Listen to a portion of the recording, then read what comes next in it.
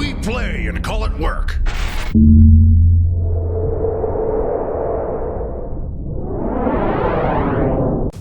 Hey folks, Janene from MiniWarGaming here with another how-to video for ya. In today's video, we're going to do the final step on this Baal predator, and that is the treads. As always, if you have suggestions for what you'd like to see in future videos, leave them in the comments down below. So the first thing we're going to do is we're going to take Leadbelcher and we're going to give a really heavy dry brush on the entire tread. I'm using a large brush to get the flat part here very quickly. And I'm going to be covering a lot of this silver color up with mud and weathering. So I'm not going to be spending a lot of time on it. And I'm not super concerned about being neat as long as I don't get any of the silver color on the rest of the tank and I get a nice even coat, then I'm happy. I'm going to switch to a smaller dry brush and try and get some of these areas that are a little bit harder to reach, like in here where the treads go up inside the tank. Again, my main concern is making sure that I don't slop onto the painted parts of the tank. And the nice thing about Leadbelcher and GW metals in general is that they've got really nice coverage and you don't have to put a lot of paint on your brush to get the color onto the model.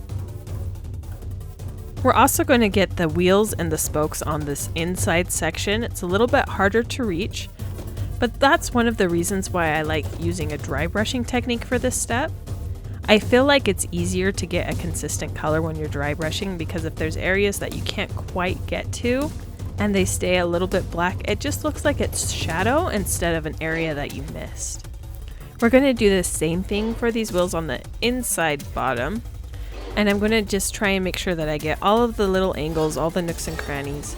And I'm even going to turn the tank just so it's a little bit easier for me to get at the side of these with my brush. Alright, now that we have a nice base coat of silver, we are going to weather these up. I'm going to be using Stirland Mud texture paint, and I want you guys to get a look at this. Inside the paint, it looks a lot like mud. It's actually got some grit mixed into the paint, so it creates a 3D texture on the model. So we're going to just be gooping this into the treads as if it ran over some muddy terrain and it got stuck in there. Now this creates a pretty cool effect. It's something that I used to do by mixing paint with static grass and glue, but having it all in one pot does make it a little bit easier. Now I'm not concerned with getting the entire tread. I do want to leave a little bit of the silver showing through, and I kind of just glop it onto there and then spread it around using my brush. I'm kind of concentrating it in the middle of the tread, but I do want to get a little bit on the sides to add some variety. Here you can see it after the Stirland Mud's been completely applied. The next step is to just put it down and let the paint dry completely. Now since this is a thicker texture paint, it's going to take longer to dry than your traditional paint. I don't have an exact count for you. I know that I put it aside for an entire day and then came back to it after I'd slept. But timing's going to vary depending on how thickly you put it on. Alright, now it's dry. I'm going to just flip it over and you can run your finger along the paint and nothing will chip off or seem wet. And that's going to be important because our next steps are going to be to paint this mud and we're going to be doing a lot of dry brushing. So if it's not completely dry, it's going to smudge. We're going to start with Bugmans Glow and we're going to be dry brushing this across the entire tread. We're going to be doing this over the silver as well as over the Stirland Mud, because even if there is a section of the tread that is not currently caked with mud, it would still be covered with a little bit of dust. This is also where you're going to start to see the paint catch the texture that's inside the Stirland Mud paint. You're going to see those little grains start to come out. Now while I am doing this color over the entirety of the tread, I am going to concentrate the color in some certain areas, and this is just something you're going to have to eyeball a little bit. By having some areas that are slightly more brown than others, it's going to look more natural than if we were to just do it one solid color. I'm also not really concerned whether or not I hit the tank at this point because I'm going to be dry brushing a little bit of this dust color onto the tank itself. If I hit the tank, that's just fine. It's going to be part of the process. In fact, while I'm getting the area under these wheels right now, I'm actually going to take my dry brush and get the bottom of this tank just a little bit. I'm not going to heavily weather it, but I do want it to look as if some dust were kicked up and it's coating the bottom layer right next to where the treads are. Here's a shot of the tank after the first dry brushing step's complete. Next, we're going to use Cadian Fleshtone to brighten this up a little bit more.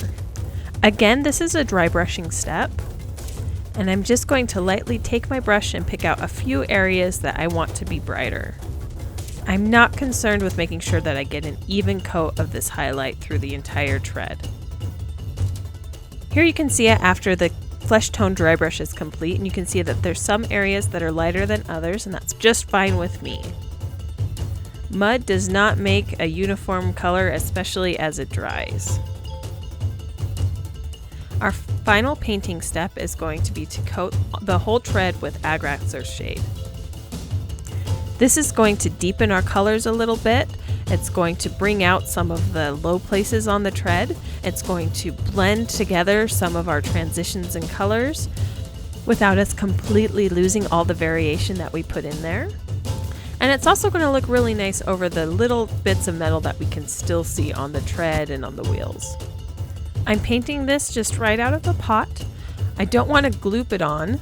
I want to make sure that I've got a nice even coat over the entire thing, but I don't want it to dry or to pool in any of the recesses too much. So I'm making sure to spread it around with my brush so that there's no area that's just a big glob of this glaze. Again, I'm not going to neglect this undercarriage area, even though it's kind of a pain to get to. I'm going to make sure that I get all of these little spokes and wheels and stuff. Once you've got all of your glaze on the model, give it plenty of time to dry. Here you can see it after it's dry on my model.